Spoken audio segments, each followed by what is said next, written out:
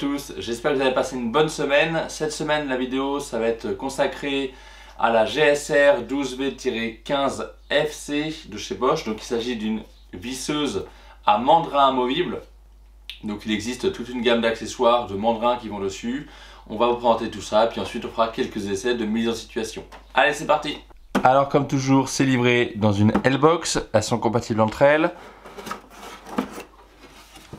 À l'intérieur du coffret, on va venir retrouver un chargeur, deux batteries, la visseuse et son ensemble d'accessoires de mandrin amovible. On vient retrouver également des compartiments pour venir ranger, par exemple, une petite mallette d'accessoires de vissage ou de perçage.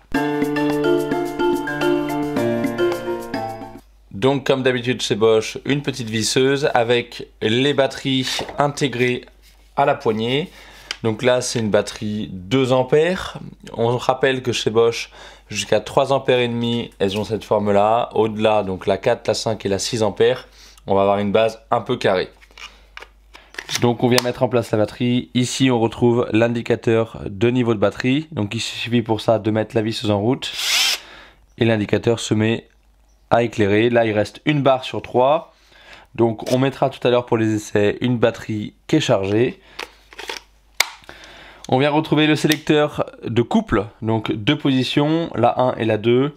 À l'avant, le sélecteur de vitesse avec le débrayage automatique. Donc une position pour le perçage et ensuite 20 positions pour le vissage avec un débrayage automatique en fonction du couple nécessaire. Ici et là, le sélecteur pour changer le sens de rotation. Il tombe bien, vous voyez, sous les doigts. Nickel. À l'avant, une petite LED pour éclairer la zone de travail. Alors, sur ce modèle-là, nous ne sommes pas sur un moteur brushless. C'est un peu dommage. Peut-être que l'évolution arrivera avec un moteur brushless. Donc, au niveau des mandrins, il existe 4 possibilités, même 5. Soit, vous voyez, je vous disais, on peut mettre des accessoires ici. Donc là, je vais prendre une petite mallette d'accessoires. Donc, soit on peut venir tout simplement le mettre directement comme ceci, ça fonctionne parfaitement. Ensuite on retrouve un mandrin traditionnel comme celui-ci. Donc pour l'enclenchement c'est très simple, on vient tout simplement mettre l'hexagonale dans sa position. Il nous reste à trouver le cran et à tourner pour verrouiller. On a entendu un petit clic. Comme ceci, ça veut dire que c'est verrouillé. Le petit gris est passé sur le cadenas verrouillé. Sinon, il est sur le cadenas non verrouillé. Vous voyez? On a un indicateur gris. Là, c'est non verrouillé.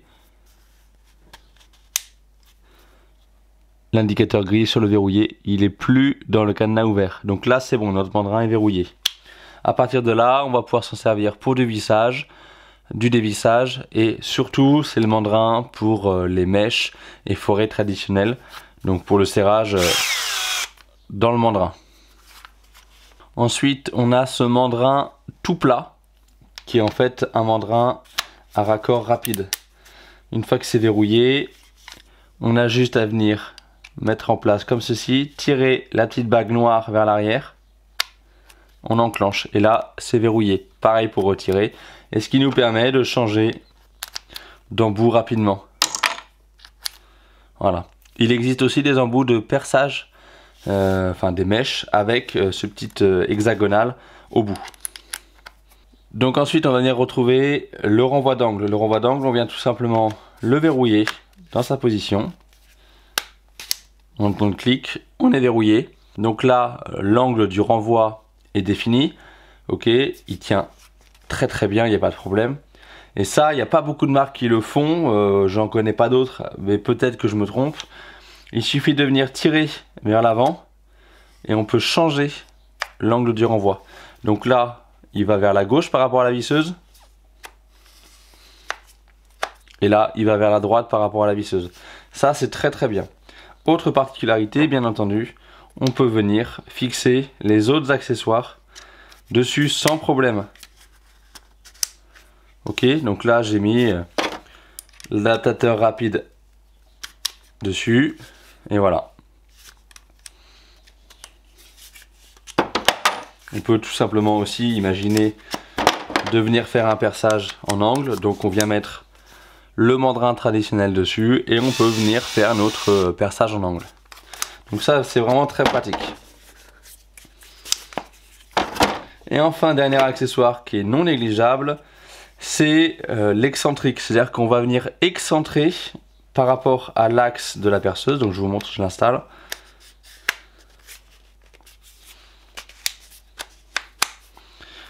On va venir excentrer l'axe de perçage, ce qui fait que les endroits un peu exigus, on va pouvoir percer à 1 cm du bord.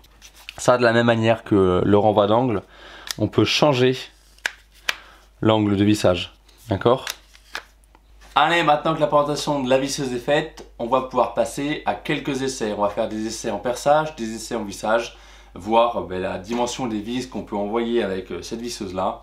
Et ensuite, on en fera une conclusion. Allez, c'est parti! Alors au niveau du mandrin traditionnel, par exemple si on veut installer un foret ou une mèche, on est sur un mandrin qui accepte jusqu'à 10 mm. On est sur une petite visseuse 12 volts. Bon, sur des visseuses un peu plus importantes, on va pouvoir atteindre 13 mm. Là on est sur du 10. Donc on va essayer avec un foret à bois, donc 10 mm. On est au maximum de sa capacité théorique. Et on va pouvoir essayer de percer par exemple une planche de chêne. Allez, c'est parti! J'ai remis une batterie neuve, donc on a bien les 3 barres. Je me suis bien mis en position perçage. Vous voyez, il y a une petite flèche bleue qui nous indique bien la position perçage.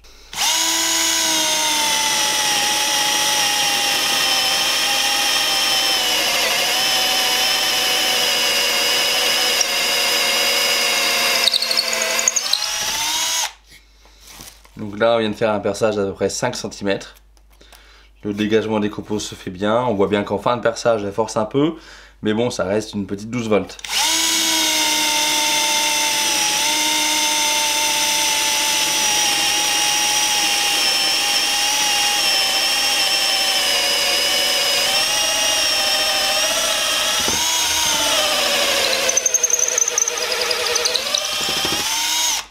On a un peu de vibration quand même en fin de perçage. Alors on vérifie bien que ce soit pas la mèche qui soit tordue. On peut voir que, voilà, on peut voir que la mèche elle est bien concentrique, il n'y a pas de problème. Donc la vibration vient bien d'ailleurs dans le moteur. Donc, encore une fois, on perce 5 cm. La machine elle est capable de le faire, mais c'est pas vraiment fait pour ça. Ok? Allez, je viens d'enlever le mandrin, on va passer sur des essais de vissage. Alors on va venir essayer de visser ces deux vis. Donc celle-ci c'est une 5x80 et celle-ci une 6x100. Donc toujours pareil dans du chêne. Allez, on va tenter de visser en premier lieu la 5x80. Je laisse en mode perçage justement pour ne pas faire débrayer la machine. Et par contre je me mets au niveau du couple en position 1 pour avoir le maximum de couple. Je vais venir visser ici. Vous voyez bien qu'on n'a pas de pré-perçage. Allez, c'est parti.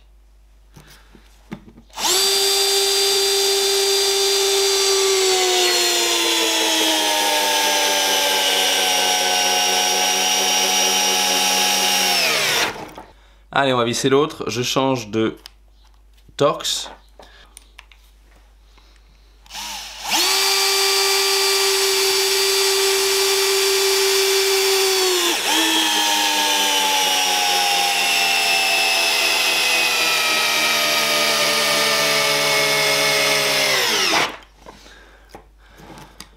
Voilà, donc là on était sur la 6x100, vous voyez que ça fait le job, le chêne est bien dur. Bon, évidemment, la machine n'est pas du tout faite pour ça, hein. Enfin voilà, il faut être clair, c'est pas une visseuse de charpente, c'est pas fait pour enlever de la grosse vis, mais bon, qui peut le plus pourra le moins. Elle le fait, donc elle pourra voilà, envoyer n'importe quelle vis à peu près, en étant raisonnable. Allez, on va passer au test du renvoi d'angle, et moi j'ai bien envie de tester un perçage. Allez, test du renvoi d'angle, mandrin traditionnel et une petite mèche longue qui fait 5 mm de diamètre. C'est typiquement un truc qu'on pourrait avoir à faire sur un chantier, c'est venir repercer dans un angle, dans un coin pour placer un petit fil, implanter une LED, etc.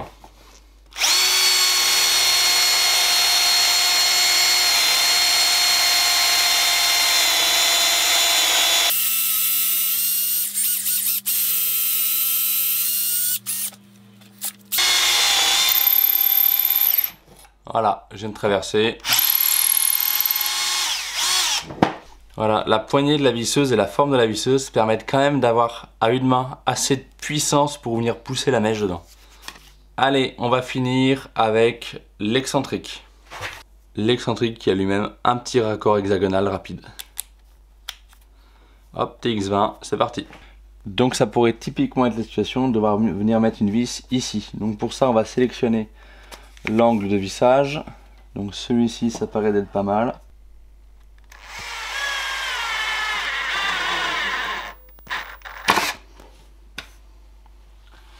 Vous voyez que sans mettre d'angle, on a pu venir faire un vissage tout droit de la vis. On n'a pas eu besoin de mettre l'angle pour compenser l'épaisseur de la visseuse. Voilà pour ce qui est de la Bosch GSR 12V-15 FC. Donc cette visseuse compacte de chez Bosch Pro en 12 volts avec sa batterie de mandrin, d'excentrique, de renvoi d'angle et d'hexagonal rapide qui vont dessus, qui se changent en un tour de main. Franchement, c'est très bien pensé, c'est très rapide à mettre en place. Donc voilà. C'est une machine qui est très polyvalente. Elle va être essentiellement destinée à des gens qui font de l'agencement, peut-être des électriciens, des plombiers, notamment au niveau de l'excentrique qui peut, voilà, dans les recoins de la plomberie, peuvent être des trucs très pratiques pour venir fixer des attaches, tuyaux, etc. Voilà, mais sa cible principale reste quand même l'agencement, pose de cuisine, dressing, aménagement, etc. Ça n'empêche que ça peut être une machine top dans l'atelier au quotidien, puisqu'elle a, elle a vraiment un format compact, elle peut être tout le temps à portée de main. Voilà, ce qu'on pourrait regretter, c'est l'absence de moteur brushless. Alors peut-être que au niveau du planning des sorties des futures machines chez Bosch Pro, on va avoir une 12 volts en brushless, mais celle-ci ne l'est pas. Voilà, j'espère que cette vidéo vous aura plu. N'hésitez pas à nous poser des questions en commentaire, on essaiera d'y répondre. Allez, bon week-end, ciao!